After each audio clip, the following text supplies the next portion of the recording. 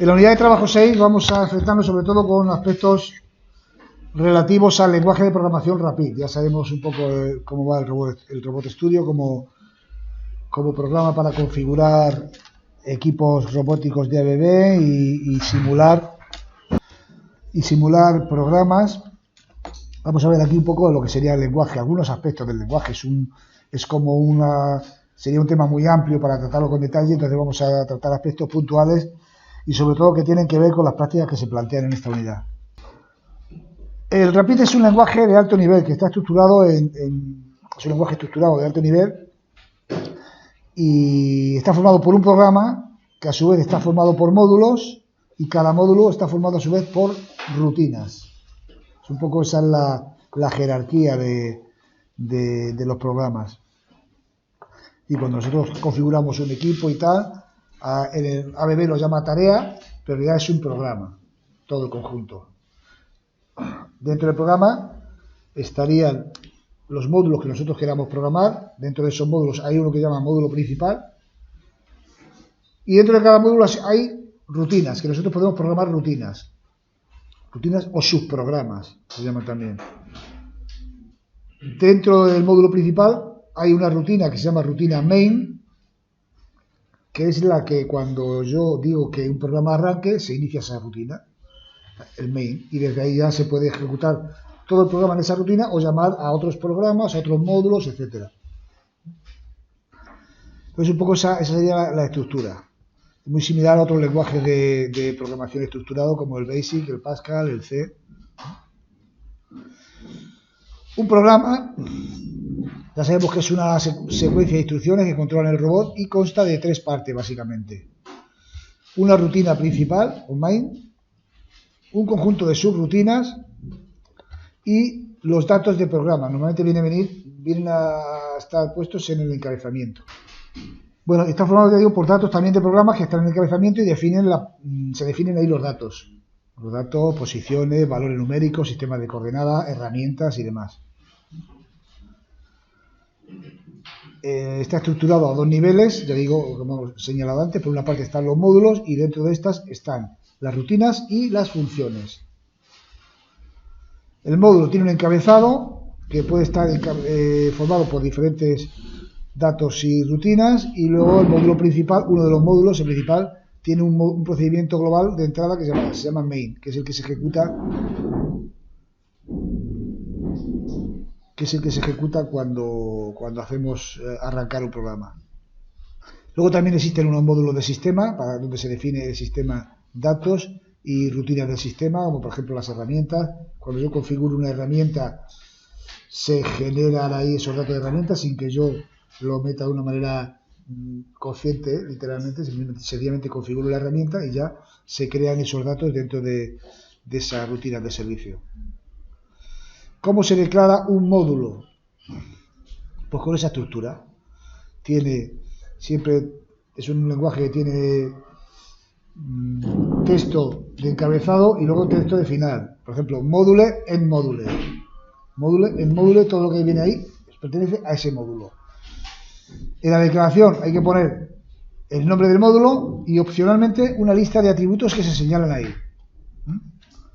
Lo tenéis ahí abajo, la lista de atributos. Y luego el módulo en sí mismo está compuesto por una lista de declaración de datos y después las rutinas, donde se ponen todos los subprogramas. Las rutinas son procedimientos, por ejemplo, que empiezan por el término proc y terminan por en proc. En la declaración se suele poner el nombre del procedimiento de manera obligatoria, un nombre que no admite espacios y luego opcionalmente una lista de parámetros si los tiene. Y lo mismo, tiene una lista muy parecida al módulo. Hay una serie de declaraciones, declaración de datos, que normalmente cuando ponemos una serie de declaraciones de datos dentro de un procedimiento son locales a ese procedimiento normalmente. Ya hablaremos luego de eso. Y luego una lista de instrucciones. Se puede incluir una opción dentro de los procedimientos que sería su procedimiento error, que opcionalmente es una lista de instrucciones que podemos poner para que se ejecute en caso de que el procedimiento en el procedimiento se produzca un error. Esto es interesante porque a veces es interesante poder controlar los errores por parte del programador sin tener que el programa interrumpirse de manera intempestiva. Entonces, en caso de error, pues hacer una serie, por ejemplo, de movimientos de seguridad para evitar que ocurra algún accidente o tengamos algún problema. Y por otra parte tenemos las funciones. Las funciones son también programas, igual que los procedimientos, pero en este caso devuelven un valor. Una función devuelve un valor. Y la forma de invocar a una función es diferente a la forma de invocar a un programa. A un programa se le invoca en una línea de otro programa simplemente nombrándolo. Y entre paréntesis enviándole los parámetros que queramos enviarle, pero solo nombrándole. Sin embargo, una función, para que se invoque, se ejecute y te devuelva un valor, hay que declararlo como resultado de alguna operación, o un elemento de una operación. ¿De acuerdo? Por ejemplo, puedo decir, si tengo una función que es multiplicar A y B, a lo mejor la llamada es multiplicar y entre paréntesis A, B. Pues yo no lo puedo llamar así, multiplicar A, B, sino tengo que ponerlo como resultado. Por ejemplo, C, dos puntos igual a multiplicar A, B.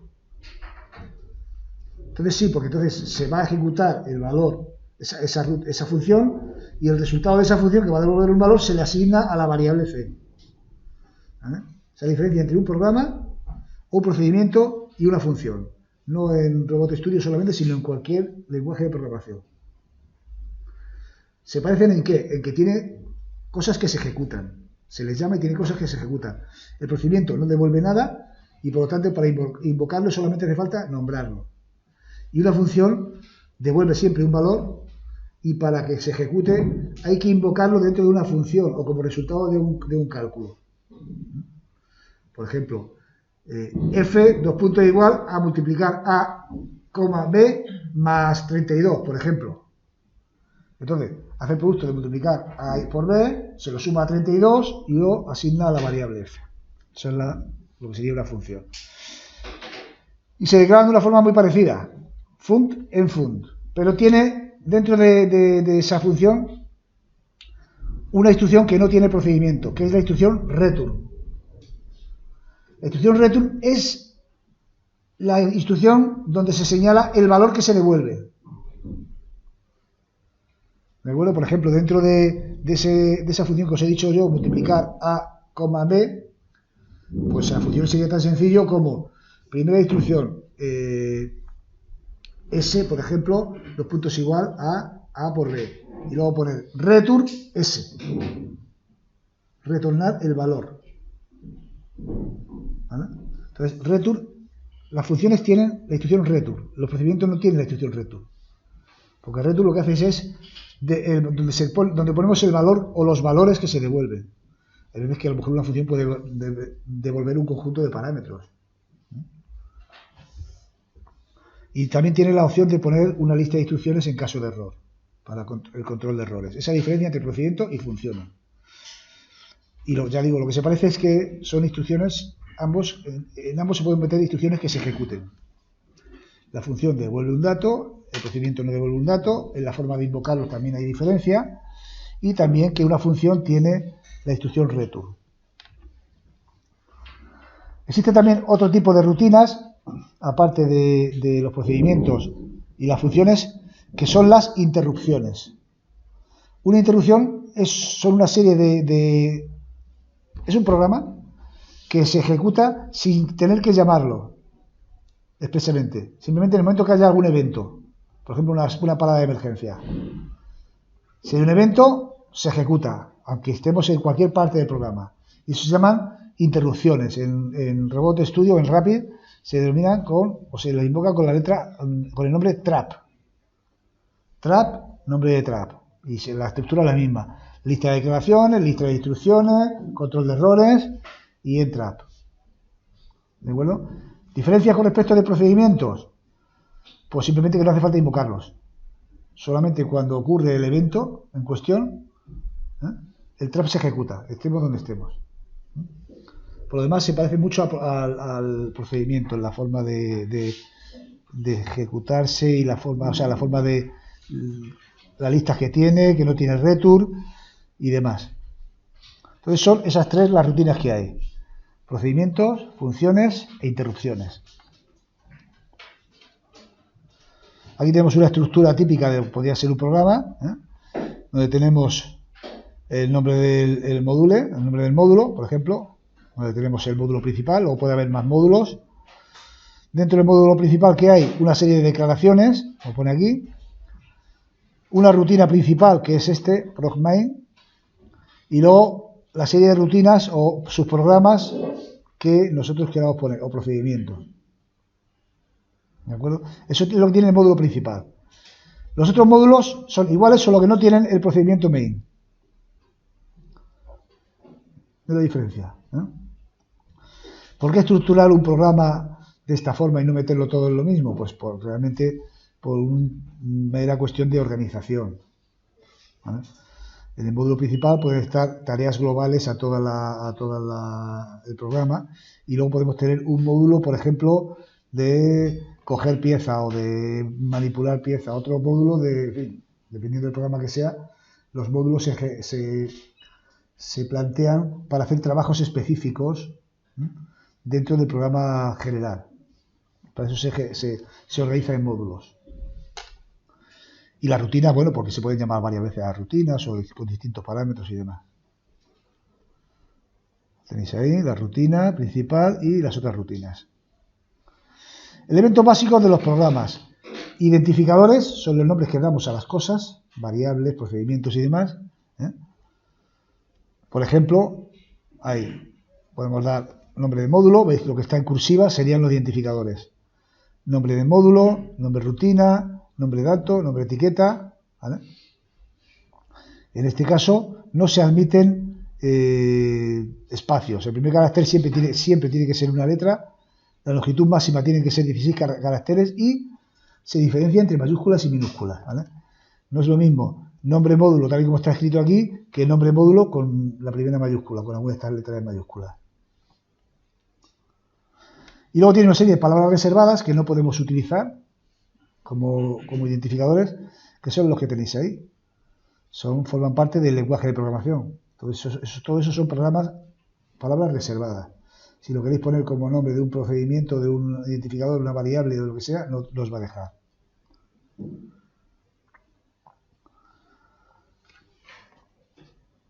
Bueno, aquí hay algunas especificaciones de lo que se refiere a espacio y caracteres de final de línea. Es un lenguaje sin formato. En consecuencia, los espacios pueden utilizarse en cualquier parte, excepto en eso, en identificadores, palabras reservadas y valores numéricos. Los identificadores, las palabras reservadas y los valores numéricos deberán estar separados entre sí por un espacio, un carácter fin de línea o un tabulador. Comentarios. Los comentarios en los programas siempre sirven para documentar y aclarar funcionalidades o partes interesantes del programa. Entonces, ¿cómo se crea un comentario? Pues para un comentario que puede ocupar una línea entera, empezaría por el carácter admiración de final, este de aquí, el símbolo de admiración de final, y finaliza con un carácter fin de línea, es decir, el comentario, yo escribo el carácter admiración final, me pongo a escribir, y si quiero que termine el comentario, pulso Enter y ya sería una línea donde yo puedo escribir otro comentario o puedo escribir ya una instrucción del programa. Este es un comentario, sería así. Valores de cadena de caracteres o string. Está claro lo que son los valores numéricos. Los valores de cadena pues son letras, caracteres alfanuméricos, pero deben estar cerrados entre comillas. Si yo quiero asignar un valor de cadena a una variable de string, tendría que decir, por ejemplo, cadena, dos puntos igual, y luego entre comillas poner lo que yo quiero que sea ese carácter. ¿Vale? Es algo muy común en todos los lenguajes de programación.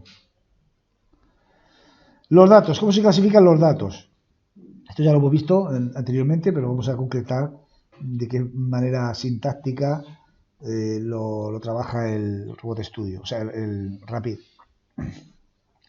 Según su persistencia pueden ser constantes, variables o persistentes. Estos conceptos ya los hemos valorado. Constantes siempre es un valor fijo a los que no se puede asignar un nuevo valor. Y variables y persistentes son parámetros o valores variables, que se pueden cambiar el valor.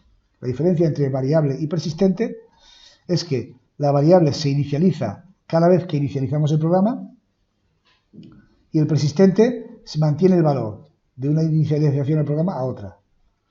Pero son iguales, son valores variables, tanto el variable como el persistente.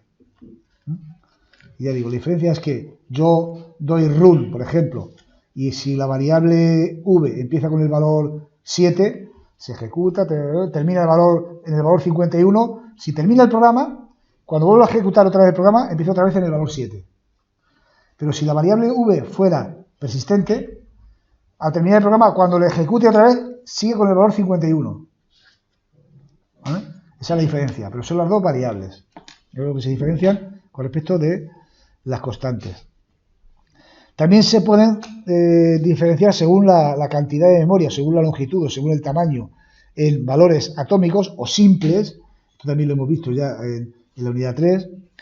Son aquellos en los que solo se guarda un dato y no se puede dividir en otros más sencillos, ¿no? Por eso ahí los llama atómicos, porque un átomo se supone que no se puede dividir. Pero vamos, en este caso estamos hablando de un léxico de un programa y bueno, se los llama atómicos, pero yo los llamaría por datos simples, sencillamente, que también serviría. Y luego están los datos complejos. Aquí los llama de tipo registro, porque es un tipo de dato en el que se guardan de una forma ordenada más de un dato. Hay lenguajes que diferencian registros de otros tipos de datos que son conjuntos o listas, porque un registro normalmente es un dato que tiene más datos de distintos tipos. Y luego, sin embargo, conjunto o lista es un dato que tiene más datos, pero todos del mismo tipo. Este no trabaja con eso. Trabaja solo con registros. Son los datos pongamos, de una base de datos. Imaginaos una base de datos de individuo, nombre, apellido, edad de nacimiento, teléfono, peso, tal. Son distintos tipos de datos. Eso es un registro, en general. ¿Vale? Sin embargo, un dato, por ejemplo, clase, donde solamente aparecen los nombres de los alumnos, pues bueno, aquí no lo diferencia, pero hay programas que diferencian entre eso, que sería una lista o un conjunto, porque todos los datos son iguales, de lo que sería el registro. Aquí lo llama registro porque efectivamente Rapid tiene esos datos, con varios tipos de datos. En C, el lenguaje C, si habéis visto el año pasado el lenguaje C, sería algo similar a lo que se llama struct, estructura. El registro de estructura en C sería lo mismo.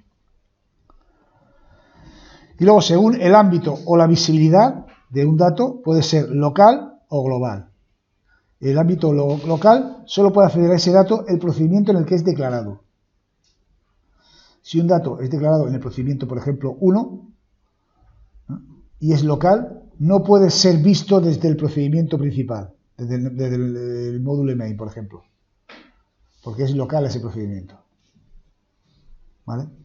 El global, sin embargo, si lo declaramos como global, aunque esté metido en un subprograma de varias pilas, pues si es global a todos.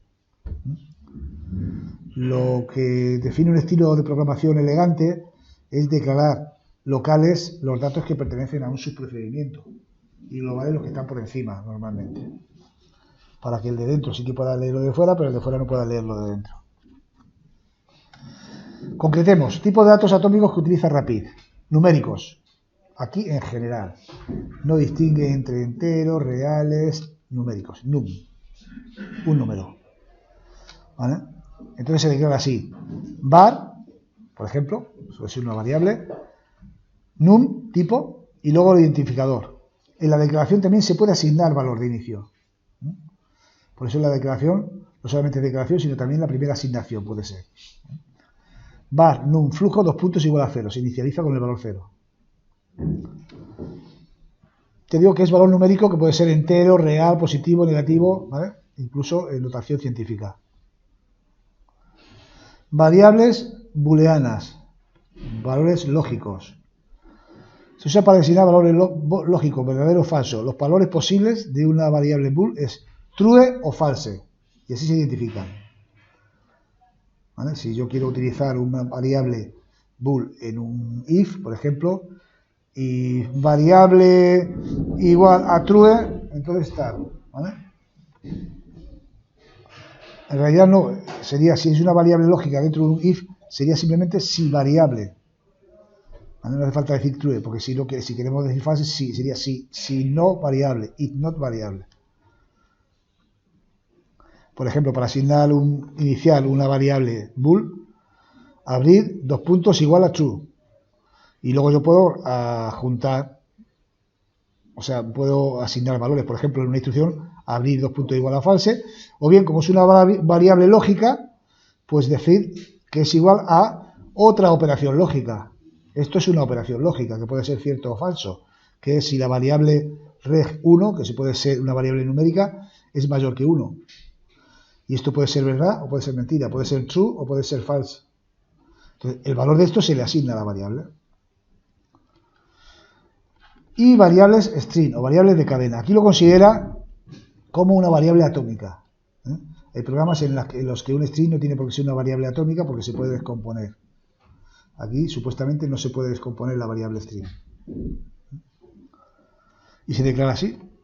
Variable string y luego el nombre de la variable que aquí le he asignado el nombre de text. Bueno, esto es un nombre que puede ser cualquiera, ¿vale? Y el ejemplo de asignación, ya lo habíamos comentado antes, text, dos puntos igual y luego el texto entre comillas. Datos tipo de registro. Por ejemplo, el dato pos, tipo pos, que es una posición cartesiana con tres valores. X, Y, Z. Son tres valores del mismo tipo, pues son tres valores reales, de número real, pero que son tres valores, por eso es un tipo de registro. Ahí lo tenéis. Se define como var pos, con el nombre, y luego se puede asignar, daros cuenta, como nombre de variable, dos puntos igual, y entre corchetes, ponerlo numéricamente. O bien, se puede trabajar con los valores parciales. Por ejemplo, este es el valor X, 500 es el valor X, 0 es el valor Y, y 940 es el valor Z. Entonces, en esta otra operación lo que está haciendo es, de la posición 1, coge el valor X, y a eso le asigna el mismo valor que tenía, sumándole 50. Después de esta instrucción de aquí arriba, en el cual pos1.x vale 500, cuando se ejecute esta, valdría pos1 550. Porque está sumando a su propio valor el valor 50. Otro tipo de dato de registro, orient, que es orientación. Está expresado mediante un cuaternio o un conjunto de 4 valores numéricos. La orientación según los ejes del propio robot, Q1, Q2, Q3 y Q4. Y los datos de configuración, confdata, que también es muy parecido porque también está formado por 4 valores, en este caso enteros, que dice, indica los cuadrantes en los que se encuentran los ejes 1, 4, 6 y 5 del robot. Hemos hablado que es un valor que en sí mismo no es muy indicativo, pues sencillamente indica en cada uno de estos los cuadrantes en los que se encuentran, que puede ser de 0 a 3, incluso positivo o negativo. Y un registro más amplio es un rob target, que es un punto de trabajo de los que habéis elegido en las prácticas. Y está formado por todo lo anterior. Un dato posición, un dato orientación, un dato configuración y una posición de los ejes externos si los hubiera. Se refiere a ejes externos a otra máquina que estuviera adosada al robot o trabajase la misma tarea que el robot y estuviera configurado en ese sentido. Eso es un rob target. Como veis, rob target es un dato que tiene un montón de datos a su vez. Y luego cada uno de esos datos también a su vez está estructurado. Porque por ejemplo, un rob target tiene una posición, X y Z. Y una posición tiene 3 datos, 3 números. Speed data sería la velocidad de los movimientos. No es el dato del rob target, sino de una instrucción de movimiento en este caso. Que son a la velocidad a la que se mueve. La zone date, que es la precisión que debe alcanzar al llegar a esa posición.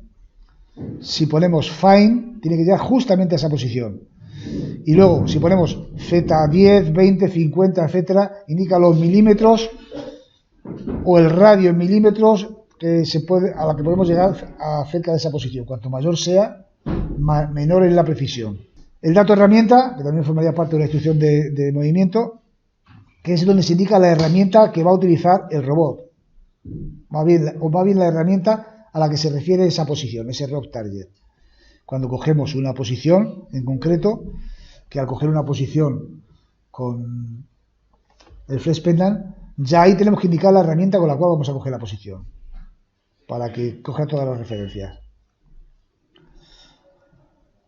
Y log data es donde se especifica la pieza manipulada por el robot, cuando en este caso es importante, como por ejemplo el peso, centro de gravedad, momentos de inercia, para que el robot ajuste sus movimientos a todos esos datos.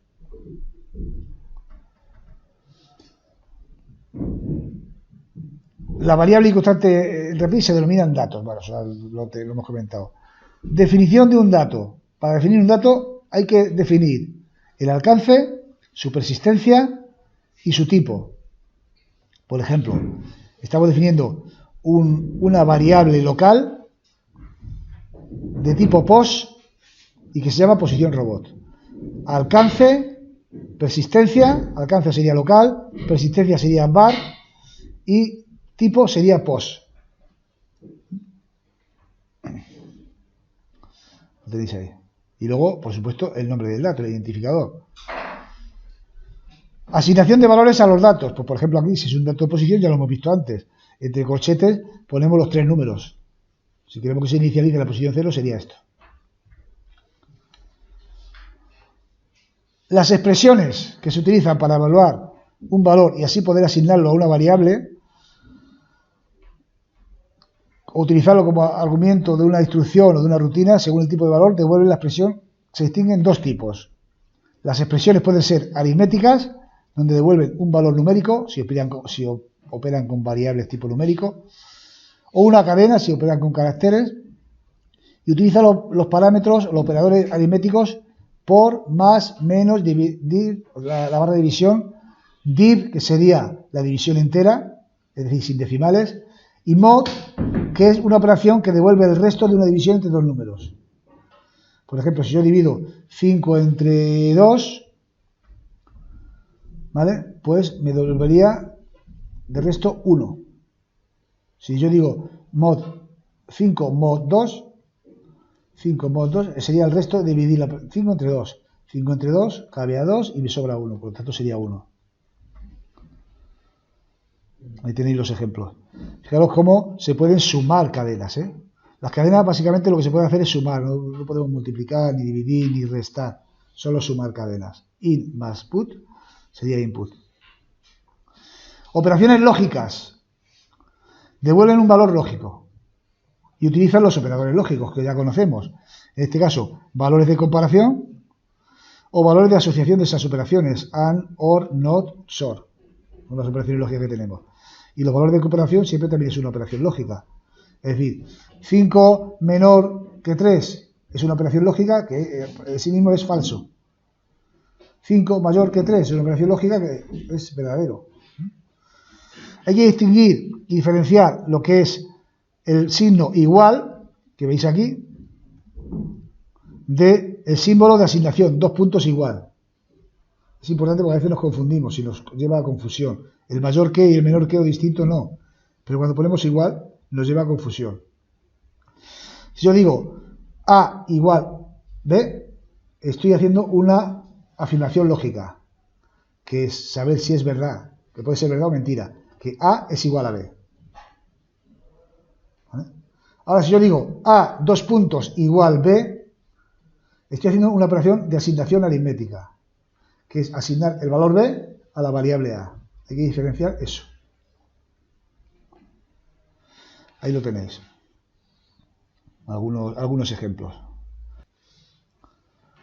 Ejemplo de instrucciones rapid. Ahí tenemos una instrucción de rapid de movimiento, move L. Es una instrucción que hace un movimiento lineal desde la posición en la que se encuentra el robot, en este caso hasta el punto 1. Entonces tenemos instrucción y parámetros. La instrucción de movimiento L tiene todos estos parámetros. La posición en la que hay que mover, que en este caso es un parámetro de tipo rough target. La velocidad, la zona y la herramienta con la que trabajamos. P1, ya digo, es un dato registro tipo rough target, que a su vez tiene datos de posición, orientación, configuración, etc. ¿Vale? Este sería punto de destino, velocidad, zona o precisión y esto. Instrucciones de movimiento. Básicamente tenemos tres instrucciones de movimiento. Move J, Move L, ya más o menos las conocemos. Move J se mueve a un punto eligiendo la configuración más sencilla sin ir en línea recta, es decir, no, estamos haciendo un movimiento el cual nos restringimos que vaya en línea recta. Con Move L es lo mismo, nada más que para llegar al punto, estamos diciendo que llegue desde un punto donde está a ese punto en línea recta. A veces cuando hagáis vuestros programas os encontraréis con que un Move L no se puede hacer y un Move J sí se puede hacer, ¿vale? Porque un Move L no es capaz del robot de moverlo en línea recta. Y sin embargo, para llegar del punto A al punto B, o en este caso al punto que sea, pues si lo ponemos Move J, pues a lo mejor sí que lo puede hacer haciendo otra trayectoria. Y luego tenemos el Move C, que es mover en círculo, movimiento circular. En este caso hacen falta dos rock targets, porque para mover en círculo lo que está diciendo es que se va a mover trazando un círculo entre tres puntos. Sabéis que un círculo queda definido por tres puntos, ¿eh? Solamente un círculo pasa por tres puntos. El punto de origen, que es donde se encuentra el robot, un punto intermedio, que es por donde tiene que pasar, y el punto de destino, que es donde tiene que llegar. Por tanto, si tenemos que llegar del punto en el que nos encontramos al punto B y queremos que trace un círculo pasando por el punto A, sería Move C, A, B. A pasando por el A primero y luego coma B, ¿vale? Y luego, eso sí, volver otra vez a indicar velocidad, zona, herramienta, etcétera. Veis aquí unos ejemplos de esas instrucciones de movimiento. Tenemos aquí Move L, donde partimos del punto 1 a la velocidad de 100, en fin, zona 10. Aquí vemos un conjunto de instrucciones enlazadas de movimiento y observad aquí, por ejemplo, donde al moverme al punto P1, que la zona es 10, no alcanza esa posición. Sin embargo, los puntos P2 y P3 sí que los alcanza porque tenemos puesto la opción Find. Una instrucción muy importante acerca de movimiento, más que una instrucción, es una función que puede estar inserta en una instrucción de movimiento, por ejemplo, es la función OFF, que sirve para desplazar una posición ya conocida del robot. Así pues, la función OFF, a partir del punto, me puede dar otra posición con un desplazamiento en el eje X, otro desplazamiento en el eje Y y otro desplazamiento en el eje Z. Estos serían tres valores numéricos que significarían ese desplazamiento. Puede, por ejemplo, servir para rellenar una serie de puntos o de posiciones, o por ejemplo de tipo palé, a partir de un punto inicial, simplemente desplazándonos en cualquiera de esos tres ejes. Por ejemplo, si hacemos la instrucción Move L of P1 150,0, lo que estamos diciendo es que se mueva a una posición en línea recta, que a partir de P1 tenga un desplazamiento 100 en X y 50 en Y.